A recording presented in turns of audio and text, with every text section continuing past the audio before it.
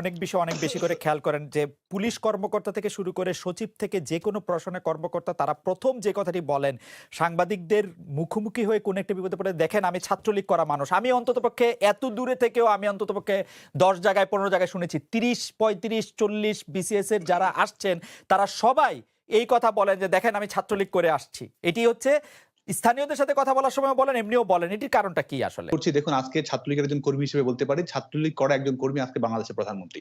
ছাত্রলীগ করা একজন জেলা পর্যায়ের সভাপতি আজকে বাংলাদেশের রাষ্ট্রপতির দায়িত্বে রয়েছেন।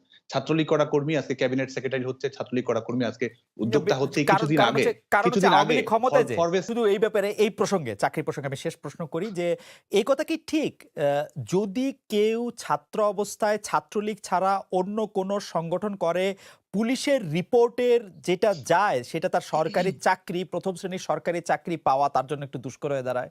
সে যদি বিএনপি করে তাহলে তো হ্যাঁ প্রশ্নই আসে না। সেটি আমাদের বর্তমান সময়ে আপনি খোঁজ খবর নিলেই জানতে পারবেন।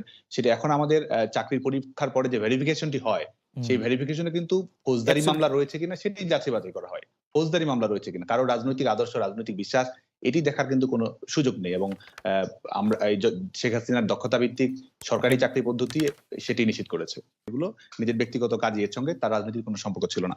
এবং আমরা বাংলাদেশ ছাত্রলীগের রাজনীতির সঙ্গে যারা সম্পৃক্ত রয়েছে, এটি একটি ছাত্র সংগঠন এবং এটি স্বাভাবিকভাবে আমাদের গঠনতন্ত্র অনুযায়ী, আপনি যেহেতু গঠনতন্ত্রই পড়েছেন, সেখানে আমাদের চাঁদার একটি নির্ধারিত হার রয়েছে এবং আমাদের কাউন্সিল যখন হয় কাউন্সিলের সময় কিন্তু আমরা যেহেতু অনেক প্রত্যাশী থাকে এই বিভিন্ন পদের বিষয়ে, সেখান থেকে আমরা কাউন্সিল ফর্ম, মনোনয়ন ফর্ম বিক্রি করে সেখান থেকে আমাদের কিছু টাকা রয়েছে। আমাদের রূপালী ব্যাংকে আমাদের একটি, জনতা ব্যাংকে আমাদের একটি অ্যাকাউন্ট রয়েছে এবং সেখানেও কিন্তু আমাদের টাকার পরিমাণ, একটি সুনির্দিষ্ট টাকার পরিমাণ সেটি রয়েছে। আমাদের সাংগঠনিক কর্মকাণ্ড পরিচালনা করতে আমরা বাংলাদেশ ছাত্রলীগের নেতাকর্মীদের চাঁদার উপরে নির্ভরশীল থাকে এবং শুভাকাঙ্ক্ষীরা যারা বাংলাদেশ ছাত্রলীগের সাবেক নেতৃবৃন্দ রয়েছে তাদের কাছেও আমরা অনেক সময় এই বিষয়ে সহযোগিতা গ্রহণ করে থাকি।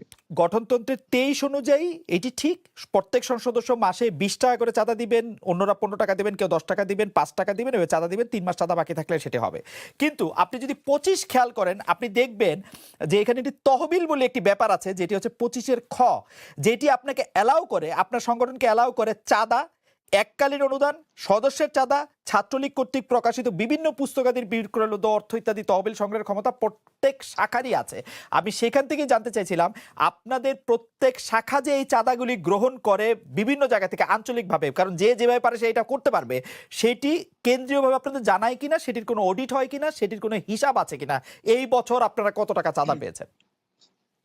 দেখুন, আমাদের যে ব্যাংক অ্যাকাউন্ট রয়েছে সেখানে 20 লাখ টাকার মতো রয়েছে এবং আমাদের যে এই টাকাগুলোর চিকিৎসা তহবিলের বিষয়েও কিন্তু আমাদের আমাদের যে মূল তহবিল রয়েছে ছাত্রলীগ কর্মীদের চিকিৎসার সহায়তার বিষয়ে আমাদের গঠনতন্ত্রে সুস্পষ্ট উল্লেখ থাকে। এবং এইগুলো নয়, আমাদের কিন্তু ছাত্রলীগের বিভিন্ন প্রকাশনা থাকে। আমাদের আগস্টে যে প্রকাশনাটি হয় মাতৃভূমি, আমাদের গঠনতন্ত্র, আমাদের ঘোষণাপত্র, এগুলো কিন্তু আমাদের স্টল থেকে বিক্রয় করা হয়। আমাদের যে পার্টি অফিস রয়েছে সেখান থেকে আমাদের দলীয় পুস্তিকাগুলো আমরা প্রকাশ করি। এবং দেখুন, বাংলাদেশ ছাত্রলীগ তো 50 লাখ নেতাকর্মীর সংগঠন এবং একই সঙ্গে কোটি শিক্ষার্থীর সঙ্গে সম্পৃক্ত একটি সংগঠন। সে কারণে আমাদের দলীয় কার্যালয় থেকেও আমরা কিন্তু প্রকাশনাগুলো বিক্রয় করে আমরা যথেষ্ট টাকা আয় করি।